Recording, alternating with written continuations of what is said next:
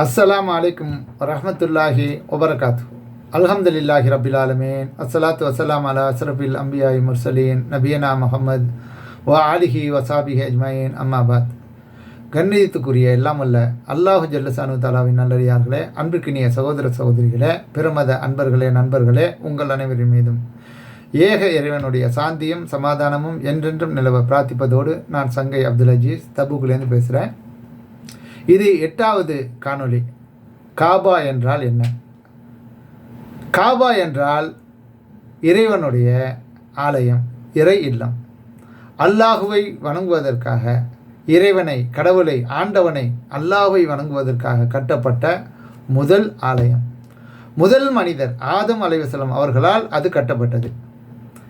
அங்கு பல காலம் இருந்துவிட்டு பிறகு அவர்கள் இடம்பெயர்ந்து பாலஸ்தீன பகுதிக்கு போய் அங்கே மஸ்ஜித் அக்ஸா என்ற பள்ளியை அவங்க கைகளால் கட்டுறாங்க.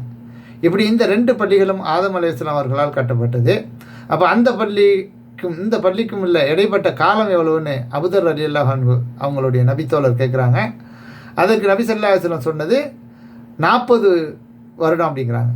இப்போ 40 வருடங்கிறது ரொம்ப நீண்ட காலம் இல்லை, ரொம்ப குறுகிய காலம்தான். ஏன்னா அவங்களுடைய ஆயுள் காலங்கிறது ஆயிரக்கணக்கான வருடங்கள். நம்ம வெறும் 100, 50 இந்த மாதிரி நம்மளுடைய ஆயுள் காலம் குறைஞ்சிக்கிட்டே வந்துருச்சு. ஆனால் அவங்களுடைய காலம் நீண்ட ஆயுள் காலம். அப்படிப்பட்ட அந்த காலத்தில் அவங்க இந்த மக்காவில் சரியான உணவுக்கு தண்ணி இதெல்லாம் ஒரு பற்றாக்குறையாக இருந்ததுனால அந்த பாலஸ்தீன பகுதி ரொம்ப ஒரு செழிப்பான பகுதி. அதனால் அங்கே இடம்பெயர்ந்து போயிடுறாங்க. அங்கிருந்து தான் வரலாற்றை துவங்கக்கூடிய அனைத்து அறிஞர்களும் பலஸ்தீனத்திலேருந்து தான் தொடங்குறாங்க மனித குலத்துடைய வரலாற்றுகளை. அந்த அளவுக்கு செழுமையான பகுதி அது. அப்போ அப்படிப்பட்ட அந்த பகுதியிலிருந்து தான் அனைத்து நபிமார்களையும் கூட அங்கேருந்து தான் அந்த திருமறை குரானில் சொல்லப்படும் போது அதிகமான நபிமார்கள் அந்த இடத்தையே சுற்றி வருவாங்க இல்லையா? அப்போ ஆரம்பத்தில் அங்கே தான் மனித இனம் உருவானது. பிறகு தான் காலம் போக போக மனித சமுதாயம் அதிகமாக பல பகுதிகளுக்கு சென்றார்கள். ஓகேயா? அப்போ முதல் மனிதர் ஆதம் அலைஹிஸ்ஸலாம் அவர்களால் முதலாக கட்டப்பட்ட ஆலயம்தான் காபா. அந்த ஆலயம் சிதலம் அடைந்து பல ஆயிரக்கணக்கான லட்சக்கணக்கான எவ்வளோ ஆண்டு போச்சோ அல்லாஹ்வுக்கு தான் தெரியும். ஆனால் வரலாறுகள் எத்தனை ஆண்டுகள்னு இல்லை, ரொம்ப வருடங்களுக்கு பிறகு இப்ராஹிம் அலைஹிஸ்ஸலாம் அவர்கள், அவர்களுடைய மகன் இஸ்மாயில் அலைஹிஸ்ஸலாம் அவர்கள், இவங்க 2 பேரும் சேர்ந்து இறைவன் அவர்களுக்கு அந்த இடத்தை அறிவித்து கொடுத்து அதன் பேரில் அவங்க அந்த காபாவை மீண்டும் புனர் நிர்மாணம் செய்கிறார்கள். அவங்களால் கட்டி முடிக்கப்பட்டு அவங்களுடைய பிரார்த்தனையின் மூலமாக இறைவன் அங்கீகரித்து அவர்களுக்கு இறைவன் வழங்கிய மிகப்பெரிய சிறப்பு இது. அப்போ அந்த இப்ராஹிம் அலைஹிஸ்ஸலாம் அவர்கள் மூலமாகத்தான் இறைவன் இந்த இப்போ ஹஜ்ஜுங்கிற இன்னும் இந்த மாதம் ஆல்ரெடி வந்துருச்சு ஹஜ்ஜுங்கிற பெருநாள். இந்த ஹஜ்ஜி பெருநாள் இதோடைய பின்னணி முழுக்க நபி இப்ராஹிம் அலைஹிஸ்ஸலாம் அவர்களால் உருவானது தான். அப்போ இப்ராஹிம் அலைஹிஸ்ஸலாம் மூலமாகத்தான் இறைவன் ஹஜ்ஜிக்கு மக்களுக்கு அழைப்பு கொடுப்பீராக என்று அந்த அழைப்பை அவர்கள் மூலமாகத்தான் பூமிக்கு மக்களுக்கு மனிதர்களுக்கு கொடுக்க வைத்தான். அன்றைக்கு அவங்க கொடுத்த அழைப்பு இன்று வரை அது தொடர்ந்துக்கிட்டு இருக்கு. ஹஜ்ஜிங்கிற சமயத்தில் வருஷம் பார்த்தீங்கன்னா எப்படியும் ஒரு 20 லட்சம் 30 லட்சம் முஸ்லீம்கள் உலகம் முழுவதிலும் இருந்து அங்கே ஹஜ்ஜி கிருகைகளை செய்ய போவாங்க.